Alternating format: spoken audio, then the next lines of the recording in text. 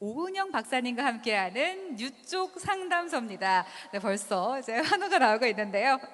대한민국 금쪽이들의 고민을 전문적이고 따뜻한 시선으로 바라보고 명쾌한 솔루션을 내려주시는 분이시죠. 네, 오늘 이 자리에 뉴쪽이들의 고민 해결을 위해서 오은영 박사님이 뉴쪽 상담소를 찾아와 주셨습니다. 큰 박수로 모시겠습니다.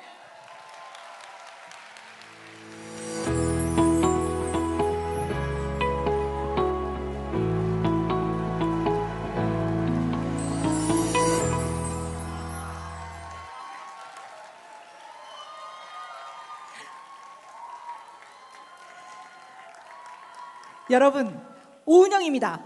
반갑습니다.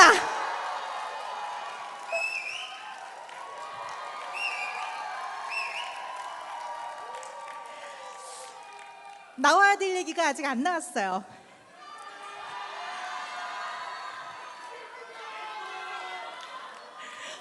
네. 또 이 얘기를 좀 오늘 들어야 또 오늘 힘을 내서 여러분을 만날 수 있습니다. 네, 여러분 이렇게 귀한 자리에 초대해 주셔서 진심으로 감사드립니다.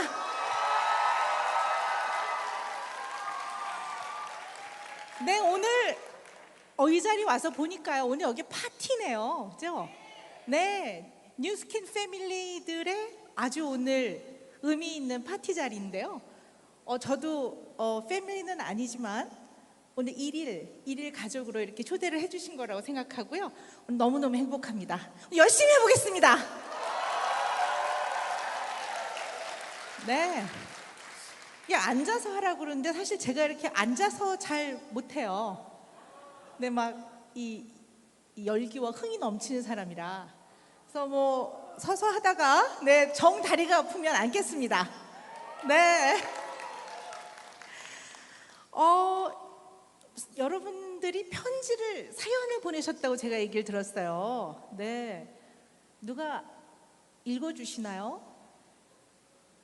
네, 이거 안 읽어주시면 제가 돋보기를 준비해 갖고 왔어야 되는데 그걸 읽어야 되는데. 네, 제가 읽어야 되나 봐요. 제가 읽을까요? 네.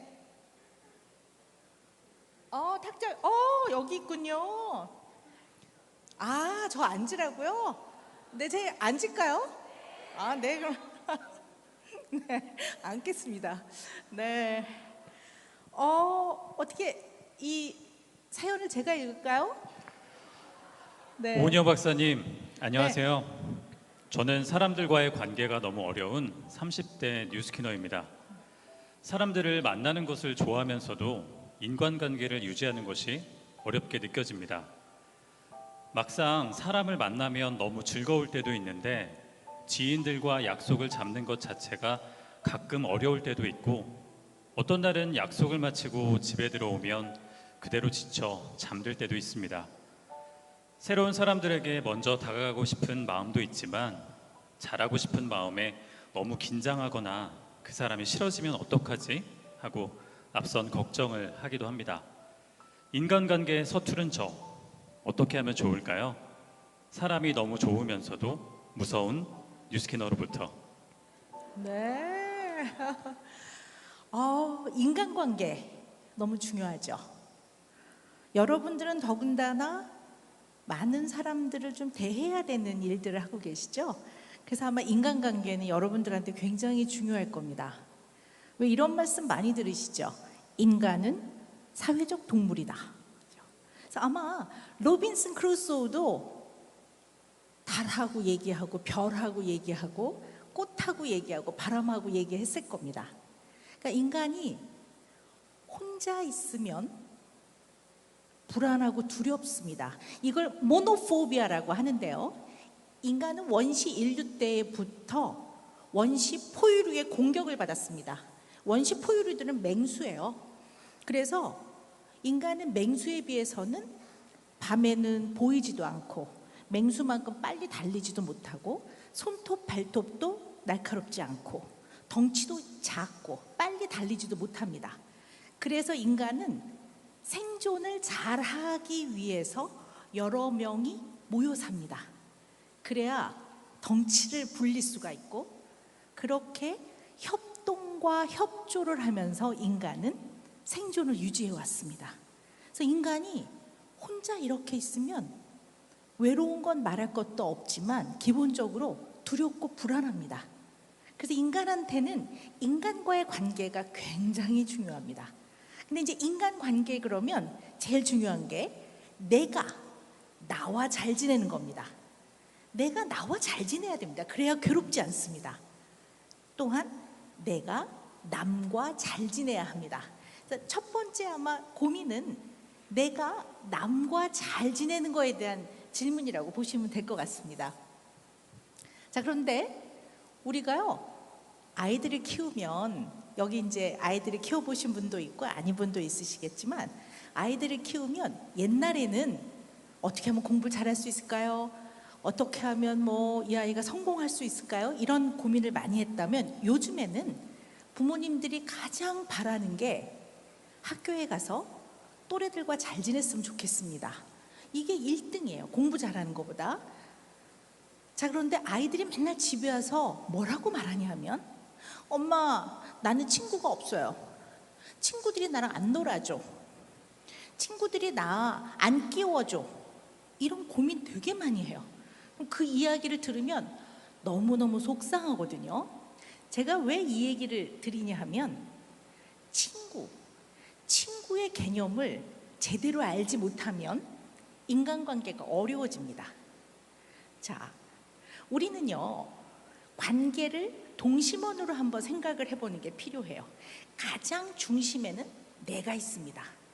그리고 내 가장 가까운 원 안에는 결혼을 했으면 배우자와 자녀, 결혼을 뭐 하든 안 하든, 그 다음엔 가족들, 원래 원가족이라고 하죠.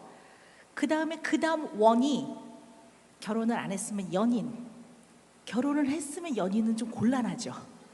네, 곤란한 겁니다.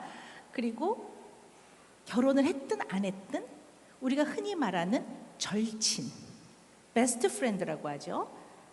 그 원이 나와 가까운 사람들입니다. 학교에 다니는 아이들로 얘기하자면요, 애들이 말하는 친구는 클래스메이트를 의미합니다. 같은 반 아이들, 같은 반 아이들, 클래스메이트와 친구, 프렌즈는 다른 개념입니다. 근데 우리가 아이들한테 같은 반 아이들을 자꾸 친구라고 표현을 해요. 그래서 3월달 반이 딱 바뀌었는데, 너 친구, 오늘 친구랑 인사했어? 근데 친구는 굉장히 가까운 사람을 의미해요. 그래서 친구보다는 너희 반 아이들, 이렇게 표현해 주는 게 아이들이 덜 헷갈립니다. 직장 생활을 하는 여러분들은 그저 동료 내지는 같은 회사 직원들, 이렇게 생각하면 쉬워요. 그러면 아이들 예를 들면, 친구는 그 반에 1명, 2명 내지는 없을 수도 있어요. 그 학교에 1명 내지 2명이 친구예요. 그리고 다른 학교에 다닐 수도 있습니다. 그래서 아이들이 나는 친구가 없어요 이렇게 얘기하면 뭐라고 말해줘야 되냐면, 친구는 평생에 1-2명, 내 손가락 안에 1-2명, 네가 말하는 거는 니네 반 아이들이야. 여러분들도 회사 생활에서 만나는 사람들은 동료이지 이 사람들하고 너무 가까울 필요가 없습니다. 자, 그러면 가까운 친구는 내가 만약에 무거운 걸 들고 있으면 아무리 바빠도 들어줘요. 그리고 아무리 바빠도 놀자고 하면 잠깐 있어줘요. 같은 반 아이들은 내가 무거운 걸 들고 있을 때 본인이 바쁘면 그냥 가기도 합니다. 자기가 바쁘면 못 놀아줍니다. 그리고 누군가가 나에게 먼저 꼭 말을 해줘야 될 그런 이유가 있습니까?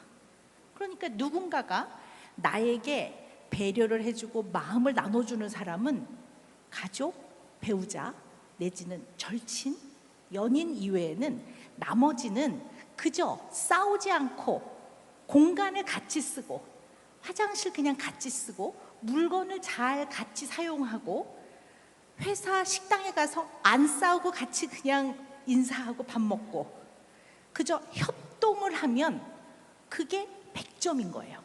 근데 우리는 가끔 마치 베스트 프렌드하고 지내듯이 회사 동료와 내가 나타나면 은영아 어서 와 이래야지만 내가 마치 누군가와 가깝다고 생각을 해요. 근데 동료는 그러지 않아요. 동료는 바쁘면 내 앞에 앉아 있어도 일하기 바쁠 수 있고 눈을 안 맞출 수도 있습니다. 그래서 그저 가까운 사람은 내 인생에 2, 3, 4명이면 족합니다. 제가 이렇게 말씀드렸더니 어떤 분이 너무 야박해요. 그래서 제가 좀 늘렸습니다. 대명. 5~6명이면 족한 겁니다. 이 사람들이 나와 가까운 사람들이지 그 이외에는 그저 큰 일을 벌이지 않고 싸우지 않고 미워하지 않고 그 사람하고 같이 있을 때 괴롭지 않으면 잘 지내는 겁니다. 그리고 나와 관계가 없는 사람들을 the others라고 합니다. 그냥 사람들. 그 사람들은 나에게 특별하게 의미를 두지 않습니다. 자, 예를 들어서 길을 지나가는데 어떤 사람이 와서 팍 치고 갔어요. 어깨를. 아파. 근데 큰 부상은 아닌 것 같아요. 이럴 때 아저씨 이러고 불러 세우면 안 돼요. 왜냐하면 그 사람은 내 인생에 의미가 없는 the others이기 때문에 그 사람이 나를 향해 나쁜 의도와 목적을 가지고 나를 치고 갔다고 생각하면 안 돼요. 물론 기분은 좀 나쁘지. 그렇게 바빴으면 어제 미리 와 있지. 근데 그 사람을 아저씨 이러고 부르면 악연이 시작되는 겁니다. 악연을 맺으면 안 됩니다. 그저 흘려보내면 물이 위에서 아래로 흐르듯이 그저 흘러가기 마련입니다. 물론 큰 부상이다. 그럼 불러 세워야죠. 그러지 않은 이상은 아저씨 사과해야 되는 거 아니에요? 그거 할 줄 아는 사람은 아무리 바빠도 치고 갔으면 이렇게라도 하고 뛰어갑니다. 그 사람의 어머니도 못 고쳐놓는 거, 그 사람의 아내 말도 안 듣는 그 사람이 내 말을 왜 들을 거라고 생각하십니까? 내 말을 안 듣습니다. 네. 그래서 여러분이 대하는 고객은 너무 소중한 관계이지만 가족도 아니고 배우자도 아니고 자녀도 아니고 연인도 아니고 절친도 아닙니다. 그래서 그분들과는 악연을 맺지 말고 그저 위에서 물이 아래로 흐르듯이 인간의 섭리에 따라 그저 흘려보내면 물을 움켜쥐려고 해봐야 손가락 사이로 빠져나갑니다. 절대 기분 나쁘고 힘든 일이 있어도 그거는 그냥 바닷물로 흘려보내듯이 강물을 여러분의 마음에서 흘려보내면 지는 게 이기는 겁니다. 여러분이 절대로 지는 게 아니라는 거를 여러분 잘 아셨으면 좋겠습니다. 네. 도움이 되셨나 모르겠어요. 질문하신 분. 네. 네. 그 다음 사연 들어볼까요? 오은영 박사님 안녕하세요. 저는 저에 대한 자존감이 부족한 뉴스키너입니다. 어떨 때는 제가 좋은 사람, 친절한 사람 같지만 또 어떨 때는 저의 못난 모습만 눈에 들어옵니다. 그럴 때 드는 생각은 내가 정말 좋은 리더가 될 수 있을까에 대한 걱정이 너무나도 크게 듭니다. 스스로를 사랑하거나 믿어주지 못하는 저, 어떻게 하면 스스로를 사랑하고 자존감을 높일 수 있을까요? 나를 사랑하고 싶은 뉴스키너로부터. 네. 이 사연은 내가 내 자신과 잘 지내는 거에 대한 정말 좀 궁금증, 고민인 것 같습니다. 여러분은 여러분 자신하고 잘 지내고 계신가요? 네, 그러신 것 같아요. 여기서 이렇게 뵈니까요, 엄청 즐거운 얼굴들이세요. 네, 아직 궁금한 게 있는데 우리 여기 오신 분들은 뉴스킨 가족들이세요? 아, 예, 고객은 아니시죠? 네, 알겠습니다.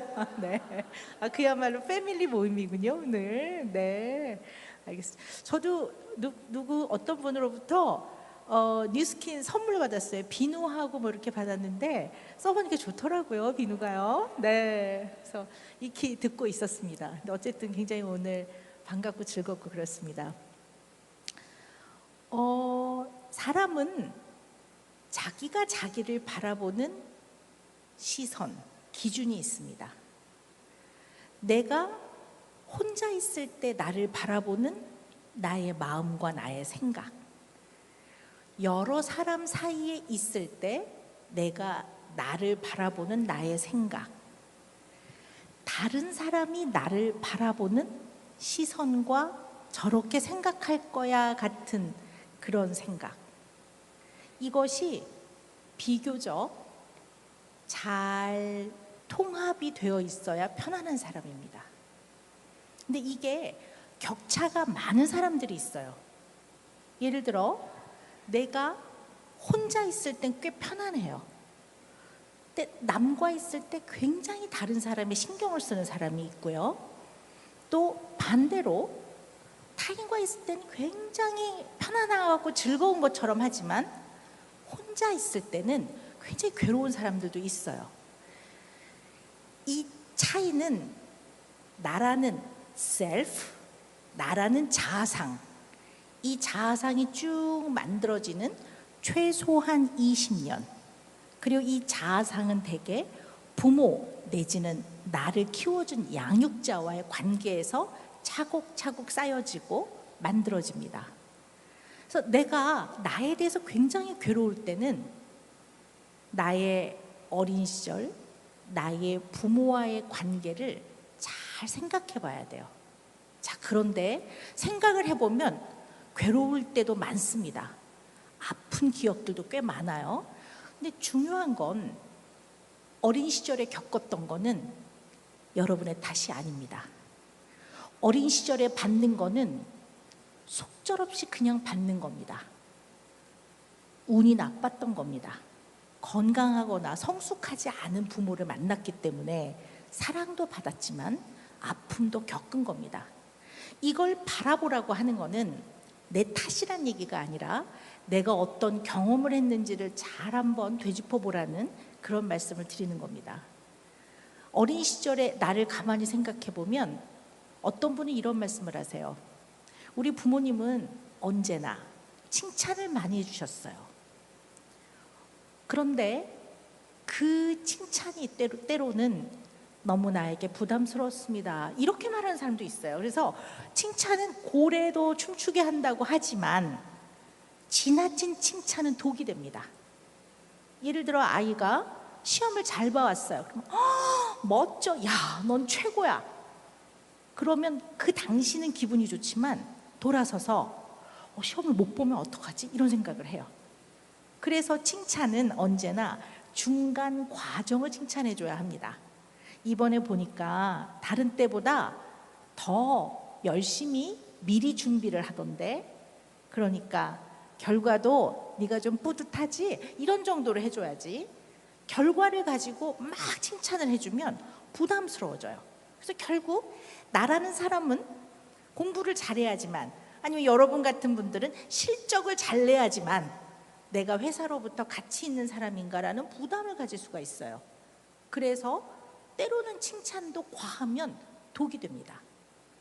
그저 우리는 내가 어떤 모습이든, 내가 뭘 잘하든 못하든 나이기 때문에 소중하고 나이기 때문에 살아갈 만한 가치가 있는 사람입니다. 근데 이게 말처럼 그렇게 쉽지가 않아요. 왜냐하면 어린 시절에 굉장히 자기 자아상을 형성해야 되는 그 중요한 시기에 경험했던 것들이 아주 단단하게 굳어져 있기 때문에 언제나 내가 나를 바라보는 데 있어서 아픈 부분들이 많을 수 있습니다. 자, 조금 되게 중요한 얘기이기 때문에 제가 이런 말씀을 드렸는데요. 손흥민 선수, 저 손흥민 선수 되게 좋아하거든요. 그래서 방송에 나올 때마다 제가 손흥민 선수 좋아한다고 막 이러거든요. 한번 꼭 뵀으면 좋겠습니다. 네. 그리고 김연아 선수 엄청 좋아합니다. 손현재 선수 엄청 좋아합니다. 운동선수를 좋아하네, 제가 그러고 보니까. 네. 근데 이분들은 젊은 시절에 나라를 빛내기도 하고 또 이름도 날리고 또 경제적으로도 굉장히 많은 것들 이뤘습니다. 보면 부럽죠. 그런데 그렇지 않은 삶이라고 해서 행복하지 않다고 누가 얘기할 수 있겠습니까? 그러니까 저는 매번 이런 말씀을 드려요. 우리나라에서든 전 세계적으로 엄청난 부를 이뤄내신 분들, 이 세상에 원래 내 것은 없는 겁니다. 태어날 때도 내 것이 없이 태어나서 살아가는 내내 그것을 내가 곁에 두면서 인간답게 잘 운영을 하는 거지. 그리고 세상을 떠날 때는 또 역시 내 것이 없이 돌아가는 겁니다. 여러분의 삶도 마찬가지입니다. 다만 내가 좀 자긍심을 느끼는 사람으로 살려면 제일 중요한 게 나는 나의 인생에서 무엇을 중요하게 생각하는가 여러분들이 늘 고민하셔야 됩니다. 어떤 분은 소소한 행복이 중요한 사람도 있습니다. 나는 그저 돈도 많이 필요 없고 너무 많은 일을 하는 것도 부담스럽고 그저 딱 필요한 만큼 일하고 집에 와서 우리 가족들하고 된장찌개 먹는 게 제일 행복해요. 그러면 이것이 나의 인생에서는 가장 편안하고 나답구나라는 걸 잘 알고 있어야 돼요. 어떤 분은 또 그렇지 않은 분도 있어요. 나는 내 인생에서 무엇이 소중한지 생각해 봐야 됩니다. 나는 내 인생에서 돈이 중요합니다. 그걸 누가 나쁘다고 하겠습니까? 그런데 그 돈을 쫓아서 결국 이 돈을 어떻게 잘 사용할 것인지까지 같이 생각을 하셔야지. 안 그러면 인생이 길을 잃은 배처럼 바다에서 표류를 합니다. 그래서 내 인생에서 무엇이 중요한지를 잘 알아야, 그래야 그것을 어느 정도 오늘 하고 살았을 때 마음이 편안하고 자긍심을 느낍니다. 그래서 내 마음이 편안한 거, 그리고 주변 사람들과 그럭저럭 잘 지내는 거, 그리고 내가 오늘 하루 만족감을 느낀 거, 이렇다면 여러분은 굉장히 인생을 잘 살아가고 있는 거라고 볼 수 있습니다. 그래서 내가 나와 잘 지내는 거, 마음 편안한 사람으로 사는 거, 그게 가장 중요하지 않을까 싶습니다. 여러분들 그렇게 살고 계시죠? 네.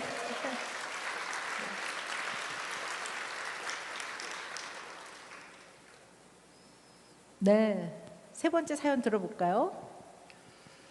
박사님 안녕하세요. 저는 원래 매우 소심하고 소극적인 성격이었는데 이런 저의 성격이 싫어 항상 활기차고 적극적인 모습으로 변화하고자 노력해왔습니다. 그런데 적극적으로 저의 의견을 이야기하다 보면 저도 모르게 목소리가 커지고 표정도 딱딱해지는 제 자신을 느낍니다. 화를 내는 게 아닌데 사람들이 자꾸 화가 난 것 같다고 합니다. 누구보다 여린 마음을 가졌는데 오해를 사는 것 같아서 속상합니다. 소심하지 않으면서도 저의 의견을 오해 없이 잘 전달할 수 있는 소통의 비법이 있는지 궁금합니다.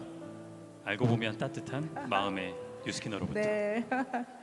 소심이들 손 한번 들어볼까요? 네. 생각보다 적은데요. 네. 보통 반반입니다, 인구에. 반은 비교적 좀 소심합니다. 근데 저는 개인적으로 소심한 사람 참 좋아합니다. 이게 이제 소심 이래가지고 조금 약간 좋지 않게 받아들여지는 면이 있기도 한데요. 소심하신 분들은 조심스럽습니다. 그리고 굉장히 신중하기 때문에 처음에는 선뜻 표현을 못하지만 편해지면 잘 표현합니다. 그리고 인간관계도 맺을 때 처음에 시간이 좀 많이 걸리지만 인간관계를 한번 맺고 나면 잘 안 바뀌는 편입니다. 그래서 너무 요즘 시대는 적극적이고 지나치게 빨리빨리 뭔가를 하고 많이 표현하고 하는 사람들이 훨씬 더 유능한 사람인 것처럼 생각되어진 경향이 있습니다. 근데 절대 그렇지 않습니다. 개인이 갖고 있는 특성, 타고난 특성을 기질이라고 합니다. 근데 이 기질은 대인관계에 영향을 주는 요소만 기질에 집어넣습니다. 타고난 건데 머리카락 색깔, 눈동자 색깔 이런 것들은 기질에 집어넣지 않습니다. 그렇지만 타고난 특성 중에 대인관계에 영향을 주는 특성을 기질이라고 합니다. 그래서 우리 오늘 이 시간에 기질에 대한 얘기를 좀 나눠볼까요? 그거 되게 중요한 거고, 여러분이 여러분 자신의 기질을 이해하고 또 고객들의 기질을 이해하고 여러분 동료의 기질을 이해한다면 여러분도 훨씬 편안하게 지내실 수가 있어요. 근데 기질은 굉장히 많은 학자들이 분류를 했어요. 왜냐하면 기질이 굉장히 중요하기 때문에 많은 분들이 연구를 했는데요. 대표적인 분류가 알렉산더 토마스와 스텔라 체스라는 학자분이 분류를 한 거예요. 근데 기질을 어떻게 나눴냐면요. 첫 번째를 순한 기질, 순한.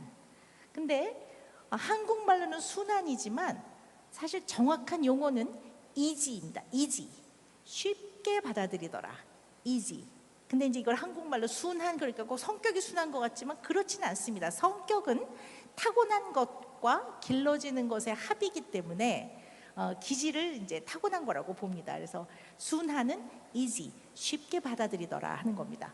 그래서 여러분들도 가만히 자기 자신을 보면 부서가 바뀌어도 금방 받아들이는 사람이 있어요. 그리고 여행을 가도 잠자리가 바뀌어도 금방 편안해지는 사람. 어린아이들 보면 옷을 이렇게 계절이 바뀌어서 갈아입히면 금방 쓱 입고 괜찮아지는 아이들이 있어요. 심지어는 예방접종을 하는데요. 주사 바늘이 들어가면 이랬다가 금방 괜찮아지는 아이들이 있어요. 이런 아이들을 순한 기질이라고 얘기를 합니다.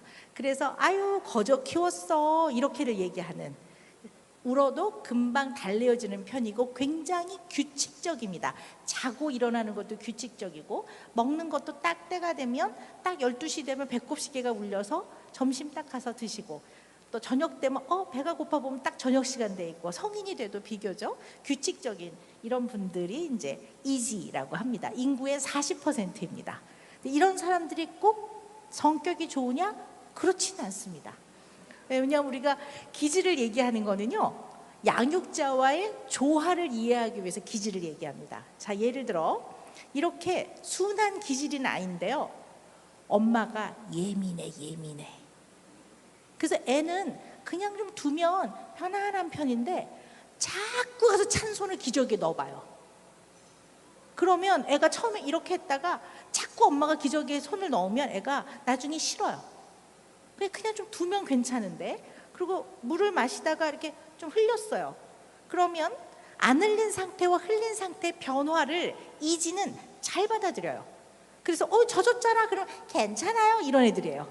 근데 얘는 엄마가 예민해. 그래서 자꾸 흘렸잖아 일로 와 그러면 나 놀고 싶은데, 그럼 젖었잖아 빨리 와 그러면 난 싫은데 빨리 와 이러고 이제 가가지고 빡빡 닦아요. 그러면 또 휴지가 묻어 있어. 그럼 또 그 꼴이 또 보기가 싫어.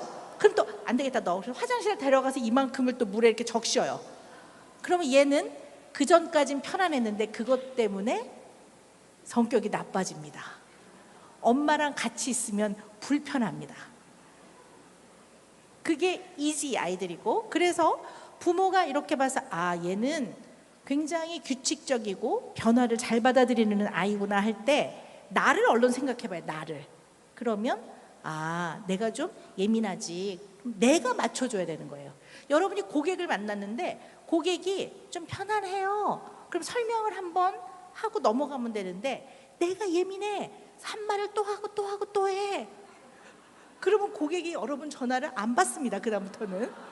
네, 그래서 고객을 잘 파악하셔야 돼요. 고객과 나를 잘 파악해야 돼요. 두 번째는 까다로운 기질입니다. 그래서 이게 학술적 용어로는 difficult temperament라고 해요. difficult. 쉽게 받아들이지 않더라라는 겁니다. 한 번 울면 안 달래어지고 주사 한 번 맞았다가는 하루 종일 우는 애들이 있습니다. 그리고 조금만 감기 기운 있으면 어떡하라고 할 수 없지. 그럼 맨날 나 너무 힘들어 죽겠어 이런 애들 있죠. 남편 중에도 그런 사람 있죠. 조금만 배가 고프면 막 화내는 사람. 어쨌든 이런 것들이 쉽지 않은 사람들이에요. 그래서 잘 안 달래어지고, 그 다음에 굉장히 불규칙해요. 그래서 잠자는 시간도 어떤 날은 막 새벽 1시까지 안 잤다가 어떤 날은 뭐 11시에 잤다가 규칙성이 좀 없는 편이고, 변화를 선뜻 잘 못 받아들입니다. 그래서 옷에 뭐 주스가 묻으면 엄마 이렇게 이러고 있는 애들 있죠. 이렇게 엄마 이렇게. 그럼 이제 엄마가 얘네 엄마가 또 유난히 느긋한 사람이에요. 그럼 애가 막 엄마 이러면 이 느긋한 엄마는 괜찮아 안 죽어 그래요. 맞죠? 안 죽죠. 근데 얘는 이 변화가 불편해요. 그래서 안 죽어. 그럼 조금 있다 엄마 애 불편해요 불편해요. 괜찮다니까 조금 있으면 말라. 조금 엄마 불편해요. 그럼 이제 일단 엄마가 마른다고 했지 공기 쪽으로 물이 날아가는 거 기화. 그럼 또 머리로는 알지만 조금 있으면 난 그 불편해 물 묻었어. 그럼 이제 어떻게 해야 돼요? 야, 너 못 키우겠다. 야, 너를 어떻게 맞추리? 이렇게 되는 거예요. 자, 그런데 만약에 이러한 difficulty인 아이가 까다로운 기질인 아이의 엄마가 예민해요. 그래서 그래 얼른 가서 좀 요만큼 빨자. 그러면 훨씬 편하네요. 자, 그러면 여러분이 고객을 만났어요. 근데 박스에 조금 귀퉁이에 조금 찌그러졌어. 본품도 아니야. 자꾸 그거 가지고 이거 찌그러졌는데 어차피 버릴 건데 뜯어서 이거 좀 그런 것 같아요. 그러면 고객님 괜찮아요. 이게 본품은 괜찮고요. 그럼 조금 이따 또 한 10분이 전화 와요. 그건 알겠는데 이게 찌그러져 있는 거 보면 보관 상태에서 좀 문제가 있는 거 아닌가요? 그럼 아니요 그거 괜찮은지 이렇게 되는 거죠. 그럼 이제 어떻게 돼요? 나 그 손님한테 못 팔겠어 이렇게 되는 거죠. 너 같은 애 못 키우겠다 하고 똑같은 거죠. 근데 사실 그분은 그런 걸 왜냐면 내 귀퉁이에서 한쪽 귀퉁이는 찌그러져 있는 그 변화를 못 받아들이는 거예요. 그러면 이분의 특성이 좀 그렇구나. 그러면 어떻게 해야 돼요? 좀 아주 민감하게 손님 그러면요 이건 어쨌든 박스의 문제인데요. 그래도 좀 그러시죠. 그럼 제가 빨리 바꿔드릴게요. 그래서 박스를 바꿔주는 방법이 그분하고는 잘 통하는 방법이에요. 그래서 고객을 잘 이해해야지. 그리고 나의 가까운 사람의 기질을 잘 이해해야지 서로가 편안합니다. 왜냐면 이 조화가 안 맞으면 같이 있으면 불편합니다. 오래 같이 있으면 고통스럽습니다. 그래서 이걸 잘 이해하는 건 이제 중요할 것 같아요. 세 번째는요, slow to warm up입니다. 이게 뭐냐면 편해지기까지 시간이 오래 걸리는 아이들이에요. 그래서 이 difficult, 까다로운 기질에 있는 사람들은 어른이 돼도 이 사람들은 싫은 것도 분명해요. 호불호가 분명해요. 싫은데요? 이렇게 표현을 해요. 이것도 강하게 표현해요. 싫어요. 이렇게 표현하시는 분이거든요. 근데 이 기분이 나쁜 게 아니라 그냥 본인은 싫은 걸 분명하게 말하는 편이에요. 근데 이 slow to warm up은 좀 더딘 기질이에요. 더딘 기질. 이런 분들은 싫을 때 이렇게 표현해요.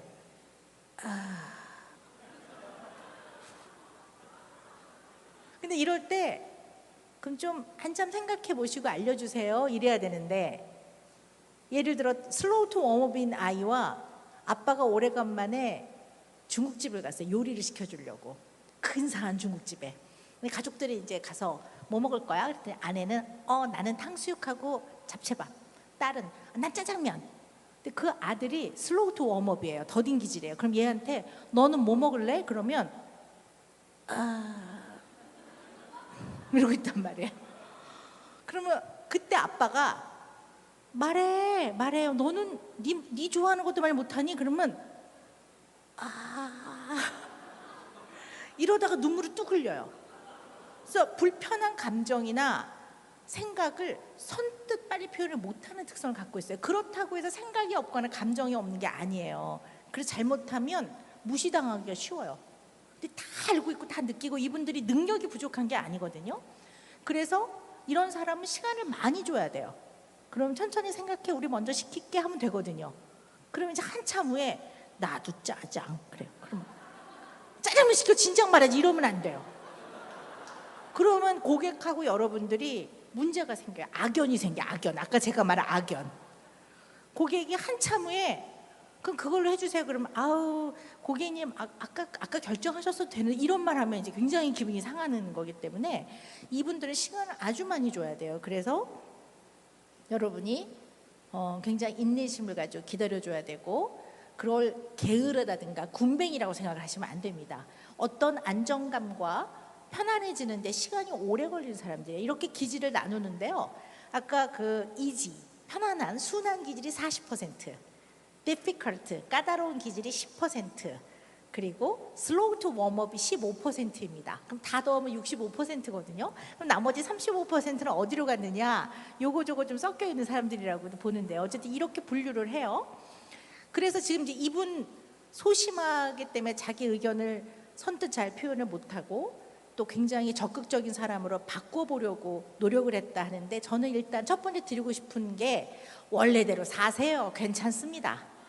그걸 그렇게 바꾸려고 애쓸 필요가 없습니다. 왜냐하면 타고난 생물학적 특성인 기질은 우리가 조화롭게 키우기 위해서 이해할 뿐이지 어떤 게 좋고 나쁘고가 없습니다. 이건 이거대로 아주 금은보화와 같은 보석처럼 반짝이는 면이 있다라는 거. 그리고 또 하나는 의견을 얘기를 잘 못할 때는 200번 연습하십시오. 연습하고 가면 훨씬 낫습니다. 그래서 중요한 이야기를 할 때는 방에서 거울 보고 200번. 제가 오늘 이걸 설명을 좀 드려야 될 것 같은데요. 지난번에 오해를 좀 하신 것 같아요. 이렇게 해서 때로는 써서 몇십 번을 읽으면 훨씬 낫습니다. 최소한 50번은 연습하셔야 됩니다. 200번은 해야 내 몸에 배이는데 그래도 한 50번은 하고 가면 안 하고 간 것보다 훨씬 낫습니다. 그리고 이런 것들을 한번 휴대전화에 녹음을 해서 들어보십시오. 들어보면 어이가 없습니다. 골 때립니다. 아, 내가 이렇게 표현하는구나. 듣고 다시 한번 읽어보면 연습하고 연습하면 훨씬 나아집니다. 제가 말씀드리는 거는 달변으로 유창하게 할 필요 없습니다. 직업이 MC가 아니잖아요. 직업이 아나운서가 아니잖아요. 그럴 필요가 없습니다. 사람은 진심을 전달하는 게 중요한 거지 뭐 명료한 목소리로 종달새 같이 정확한 발음으로 하는 거는 그 직업을 가진 사람들인 거지 여러분이 꼭 그러실 필요가 없습니다. 그러나 연습을 하는 이유는 가장 중요한 이유가 나를 위해서 연습하는 겁니다. 내가 편안하게 내가 안정감을 갖기 위해 연습을 하는 거지 남을 위해서가 아닙니다. 그리고 연습을 한다는 거는 나의 실천적 노력을 반영하는 거기 때문에 실천적 노력을 하고 나면 하루가 자긍심이 느껴집니다. 그래서 하라는 거지 꼭 그렇게 달변으로 여러분이 꾀꼬리 같은 목소리를 하실 필요가 없다라는 거. 그래서 이분께는 제가 드리고 싶은 조언은 괜찮습니다. 원래대로 사십시오 입니다. 네.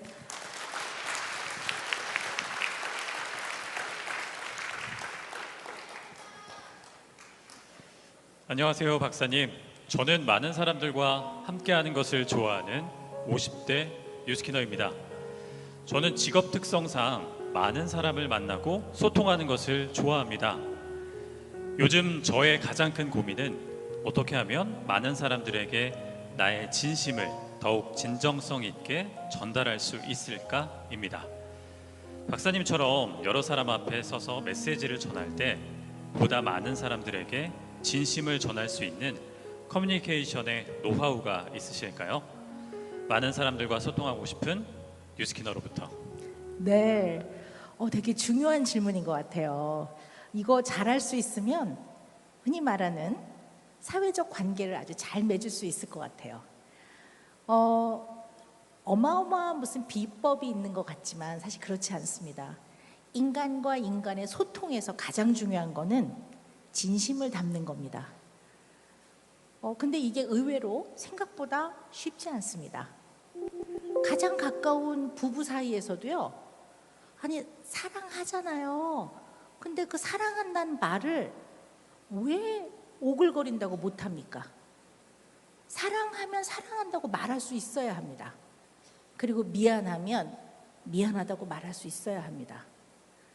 아니 왜 사랑하는 아내에게 결혼기념일날 조그만 반지 하나 사왔으면 당신을 사랑해. 그래서 이거 준비해 왔는데 내가 더 여유가 있으면 더 좋은 거 해줄게. 나랑 결혼해줘서 고마워. 사랑해 하면 될걸.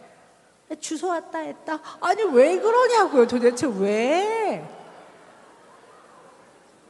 그래서 우리가 가까운 사람과의 관계에서 우리 선조들이 굉장히 현명했지만 이제는 정말 바꿔야 되는 개념 하나가 마누라와 자식 흉보험이 칭찬하면 팔불출이라고 하는 거예요. 그거 이제는 바꿔야 합니다. 칭찬할 일 있으면 아유 나는 참 우리 아이가 참 의젓해. 그래서 나는 너무 아빠로서 난 행복해. 난 걔가 참 고마워. 이런 얘기를 할 수 있어야지 왜 내 진심을 담아서 전달을 못하는지 이거 정말 우리가 한번 깨고 나가야 되는 부분이 아닌가 싶습니다. 그래서 타인과의 관계에서 제일 중요한 거는 첫 번째는 사회적 언어를 잘 사용할 줄 알아야 됩니다. 사회적 언어라는 건 뭐냐면요, 사람들하고 만났을 때 모르는 사람하고 엘리베이터 앞에 기다리고 있을 때도 누가 아우 가을 날씨가 좋아요 그러면 그렇죠, 한국의 가을은 참 멋있는 것 같아요, 이렇게 말할 수 있는 게 사회적 언어예요. 누군가가 어우 야 너 참 잘생겼다 그러면 감사합니다 이래야지 누구세요? 이렇게 하는 거는 약간 사회적 언어를 잘 사용을 못하는 거예요. 그래서 누군가가 나한테 긍정적으로 뭐 좋은 아침입니다 했을 때는 예 좋은 아침입니다 이래야지 뭐야? 이러면 이제 이거는 사회적 언어를 사용을 못하는 거예요. 일단 그걸 할 줄 알아야 되고요. 직접적으로 1대1로 대화를 할 때는 가장 중요한 것 중에 하나가 귀가 두 개고 입이 하나입니다. 그래서 잘 들어야 합니다. 그래서 상대가 무슨 얘기를 할 때는 말도 안 되는 말을 하기도 해요. 그래도 끝까지 들어야 됩니다. 끝까지. 중간에 치고 들어가면 이거는 100분 토론인 겁니다. 100분 토론 쌀벌합니다. 네, 그렇게 하기 때문에 일단 오늘 우리는 한 가지 주제에 대해서 난상 토론을 합시다 그런 게 아닌 다음에는 대화를 할 때는 언제나 귀를 먼저 열고 상대가 하는 말을 끝까지 들어야 합니다. 자, 끝까지 들은 다음에 그 다음은 내가 그 말에 동의를 하든 안 하든 그 사람의 마음이 내 마음과 비슷하든 안 비슷하든 간에 어떤 말씀인지는 잘 들었습니다 라고 하셔야 돼요. 어떤 말씀인지는 잘 들었습니다. 그 다음에 그렇게 생각하셨다면 마음이 그랬겠네요. 되게 중요한 용어예요. 그렇게 들으셨다면, 그렇게 생각하셨다면 마음이 속상하셨겠어요. 근데 이 사람이 입장을 이해해 주는 거죠. 속으로는 뭘 그런 거 갖고 속이 상할까? 이래도 상대방과의 공감은 혼연일체를 의미하지 않습니다. 그래서 이 사람과 내 마음이 달라도 그런 생각을 하셨다면 그런 마음이셨겠어요. 내지는 어떤 마음인지는 제가 잘 들었습니다. 찬성합니다가 아니라 들었습니다. 이게 매우 중요합니다. 이것이 타인과의 소통, 대화에서 공감을 담은 대화입니다. 근데 우리는 나와 이 사람의 마음이 똑같아야지만 공감한다고 생각해요. 내지는 상대방이 하는 말을 내지는 원하는 걸 내가 들어줘야지만 공감이라고 생각해요. 그건 소원성취죠. 네, 공감은 소원성취나 혼연일체나 일심동체나 찬성을 의미하지 않습니다. 당신이 그런 마음이라는 걸 내가 들었습니다예요. 내 마음과 당신의 마음이 달라도 당신이 표현한 마음을 내가 알아들었습니다예요. 그래서 그 자신이 없으면 그러셨군요. 그래도 돼요. 자신 없으면 네, 잘 알겠습니다. 이렇게만 해도 돼요. 아이들한테는 그런 마음이었구나만 해도 돼요. 그 뒤에 솔루션 안 주셔도 돼요. 솔루션 제가 줄게요. 여러분 안 주셔도 돼요. 그래서 그냥 상대의 마음을 공감하는 거. 그 다음에 중요한 거는 이만큼 얘기를 들어보면요, 말도 안 되는 얘기인데 요거는 맞아요. 그러면 요거에 대해서 정당성을 인정해 주셔야 돼요. 고객님 그 말씀은 맞는 것 같아요. 이렇게 해야 돼요. 근데 100 중에 99가 말도 안 되는 얘기예요. 1만 맞는 얘기예요. 99가 더 크잖아요. 그러니까 그건 아니시고요 이러면 다투게 돼요. 1은 맞다고 얘기해 줘야 돼. 요 부분은 옳은 말씀이신 것 같아요. 이래야 상대하고 대화를 하기 시작할 수 있습니다. 자, 그 다음에 나의 부당함도 인정해야 됩니다. 내가 100 중에 99를 잘했어요. 근데 1은 이 상대방이 좀 기분 나쁠 만해요. 그러면 그 일의 부당함에 대한 얘기를 해야 됩니다. 그건 제가 좀 미숙했던 것 같습니다. 내지는 그만큼은 제가 사과를 드려야 합니다. 이렇게 말해야 상대하고 대화를 하기 시작할 수 있습니다. 그 다음에 고마운 건 고맙다고 하고, 또 사랑하면 사랑한다고 하고, 또 미안하면 미안하다고 말할 수 있어야 됩니다. Honesty is the best way입니다. 진정성, 솔직한 것이 가장 좋은 방법이라는 것을 여러분께 말씀을 드립니다. 감사합니다.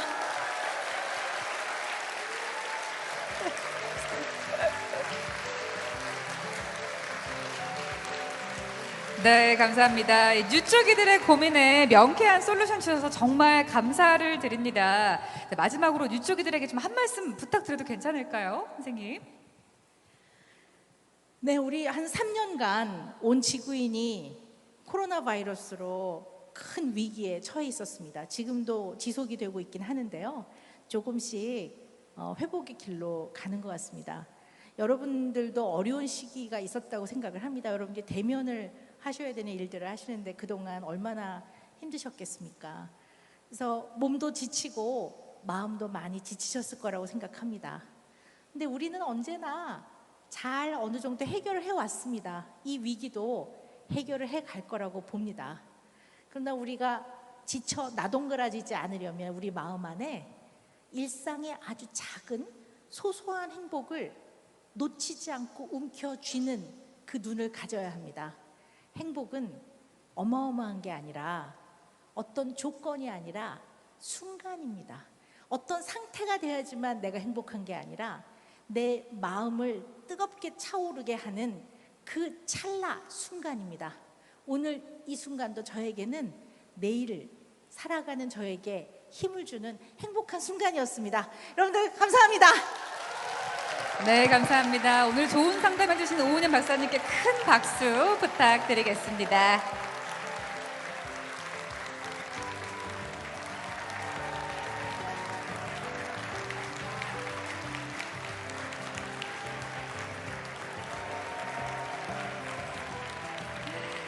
네, 박수가 끊이지를 않네요.